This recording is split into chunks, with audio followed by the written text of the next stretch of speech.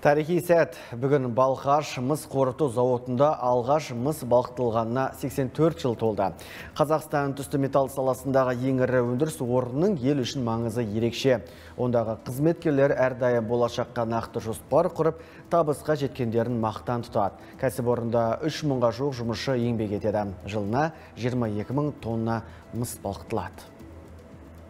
Қазақ мыс холдингіне қарасты Балқаш мыс балқыту зауыты алғашқы өнімін 1938 жылы 24 қарашада шығарды. Бұл оқиға еліміздің тарихында Бакурадзе бастаған металлургтердің жетістігі болып қалды. Сондықтан осы күн кәсіпорынның туған күні болып саналады. Бүгінде Балқаш мыс зауыты еліміздегі ең ірі кәсіпорындардың бірі. Мұнда мыс қана емес, бағалы металдар мен күкірт қышқылы, қорғасын тозаңы да өндіріледі. Десе де әлемді мойындатқан Балқаштың мысы зауыттың негізгі өнімі. Өндіріс ошағындағы қазіргі 11 цех бір-бірімен тығыз байланысты. Вообще производительность цех электролизамен. Мыс электролиздеу цехы жылына 22 000 тонна катодты мыс шығарады. Дайын өнімімізді негізінен Қытай елі сатып алады. Сонымен қатар мыстың біраз бөлігін Ресей мен Еуропа елдеріне сатамыз. Қазір логистика өзгерді. Өндіруші ретінде тасымалдаумен айналыспаймыз. Біз тауарды әзірлеп, вагондарға тиеп береміз.